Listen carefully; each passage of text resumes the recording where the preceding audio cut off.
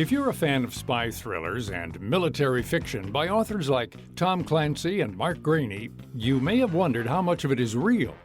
Well, according to Greaney, who collaborated with Clancy on 3 Jack Ryan books and wrote 3 more after Clancy died, the details in Greaney's own original Gray Man series are very real. I've trained with SEALs. I've trained under a guy who was a Delta assaulter. I've done a lot of training with law enforcement, other members of the military, like Green Berets, ex-Green Berets, and that sort of thing. And, started out just looking for information for my books and became, really into it. And now it's just sort of like I pretend like it's all for research purposes. It's something I really love to do. And I own a lot of the firearms that end up in my books and do a lot of that type of training and get a lot of fun out of it. Greaney got his start in the thriller genre by being a fan himself. I was just a fan of the spy thriller and military fiction and nonfiction growing up. I worked in international business for a long time, but through that whole time I wanted to be a writer, and I was a voracious reader in that genre. So I just kind of developed my chops and contacts, and I did a lot of research.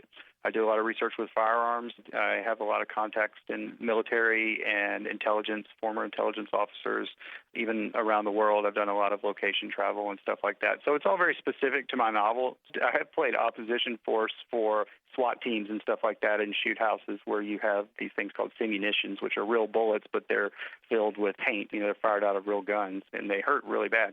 I've been the bad guy at the gang house where the SWAT team comes in, and I have to shoot my way out, and the SWAT team has to take me down. I've done a lot of that sort of stuff. Greaney has heard from Navy SEALs and Secret Service agents who admire the accuracy of his work. I reach out to them and ask questions or, to get information, and they tell me, what they can tell me, and they tell me what they don't want me to talk about, and I go from there. And then after the fact, I've heard from everything from Secret Service agents on the presidential detail that liked a scene that involved them and that sort of stuff. That's a lot of fun, and it's very rewarding afterwards to hear from the actual people that do these things. Greaney says that once in a while, when digging for information, he does get some pushback. There have been points where I will ask about one program or one division or something of a group which is denied operation or denied this or that, and they'll just basically say, okay, we need to stop that conversation and let's go out of that and come back into something else. Even with technology, I've asked people specific questions about software that I understood that was being used by the government for some intelligence purpose, and then somebody will just basically say, no, that's not something we can talk about, but we can talk about this or something like that. And these relationships are really, really important to me personally and professionally, and I wouldn't do anything to jeopardize them. I'm the first person to say, okay, I went too far, let's go somewhere else and see what we can talk about. Greaney says his Gray Man character is an amalgamation of all of the people he's met in his travels. But one person in particular was the spark that got Greaney's creative juices flowing. I met a guy in a bar in El Salvador and just created this whole fantasy for him that he was CIA. He was an American, and he was trying to not be noticed in this bar, and it was basically full of language students like me and surfers and, that type of an expatriate. And this guy was something different. So I created this whole backstory of this CIA guy who's living off-grid, and he's on the run from the CIA. And that became the genesis of the Gray Man. But since then, and since I started working with Tom Clancy, which I did for a while in my career, I met so many people on the inside of the government and the different agencies. So I meet people along the way that have made me morph his character based on real people. Greaney's newest book, Gunmetal Gray, is the 6th novel in his Gray Man series. He's on his way to Hong Kong by himself, but working as a contract agent for the CIA, and his job is to find and kidnap or rescue, depending on where we are in the story, a Chinese defector who is a soldier who holds the keys to China's cyber warfare kingdom. Cyber warfare, I think that the Chinese are really good at it. We are coming up second and coming up short in that aspect of our security, and it's something that I'm fascinated by because intelligence and espionage has always been an important thing, but with cyber warfare, it's like now it's not catching somebody doing a dead drop or catching a spy in Washington, D.C. The spying is going on in an apartment in Shanghai or something like that, and we're just as vulnerable. That's Greaney's real world talk.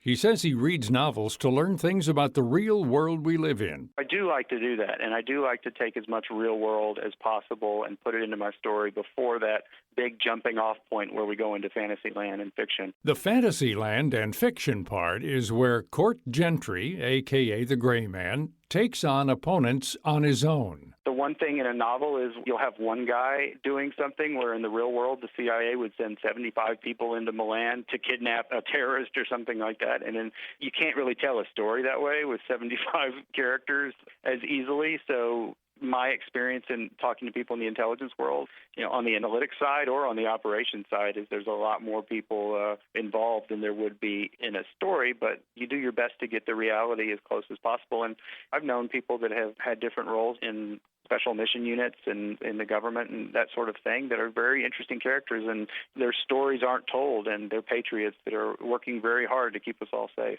Greaney says that while the specific stories are untold, under the veil of anonymity, soldiers are eager to tell them. I remember, the first couple times sitting and having barbecue with a Navy SEAL and, very intimidated by the aspect, not that he was going to beat me up or anything like that, but just that, like, here I am, some schlub trying to get information for his book.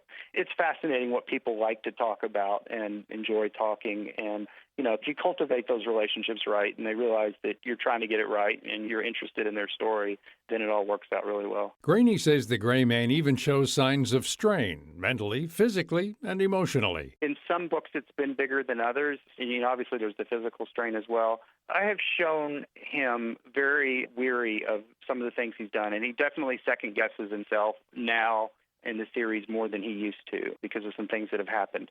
So, as compared to other spy genre characters, I think he is a little more introspective, a little more, road weary than some of the others.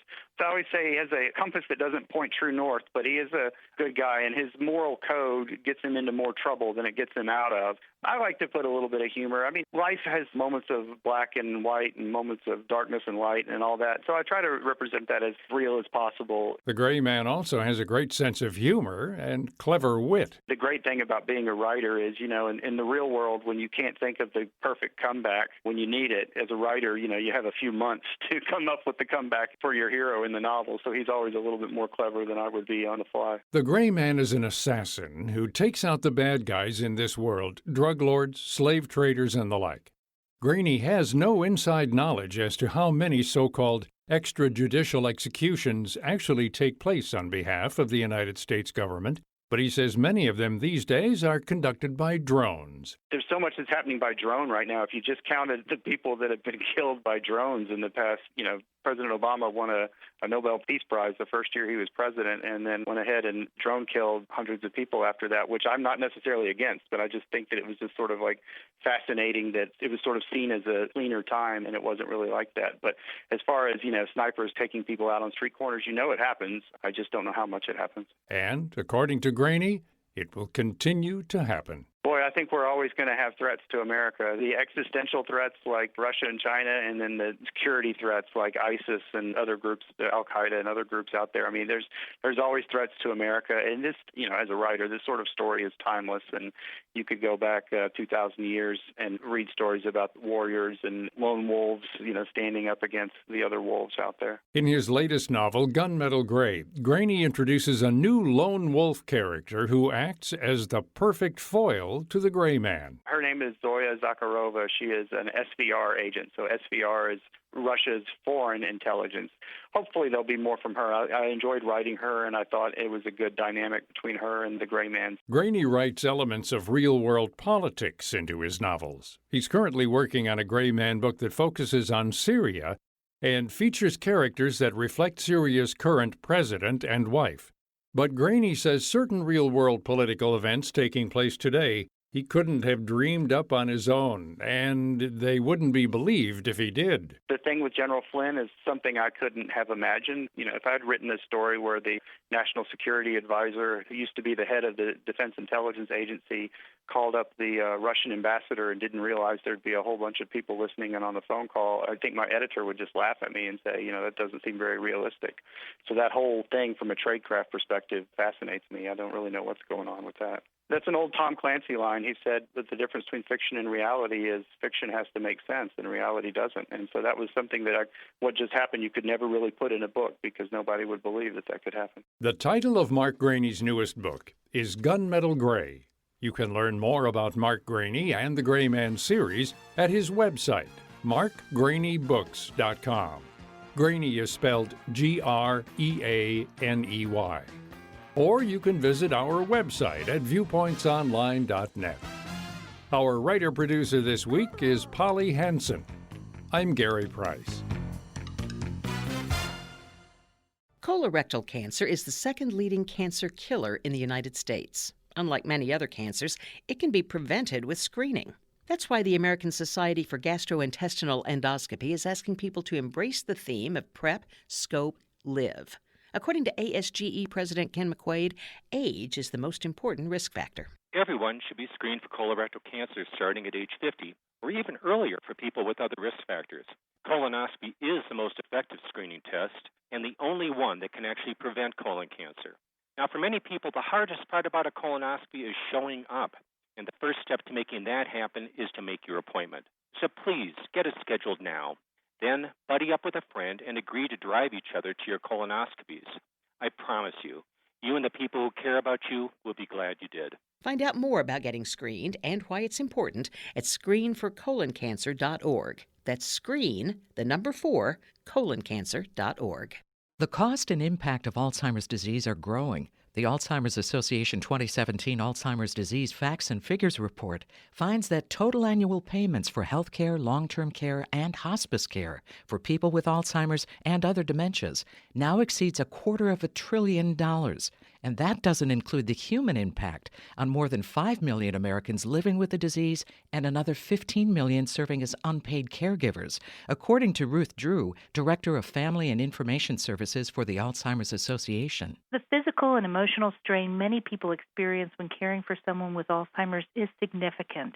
More than 1 out of 3 caregivers say their health has gotten worse, compared to only 1 out of 5 caring for older people without dementia. Depression and anxiety are also much more common for those caring for someone with dementia. Every 66 seconds, someone in the U.S. develops Alzheimer's. It's the 6th leading cause of death in America. Find out more about the 2017 Facts and Figures report at alz.org.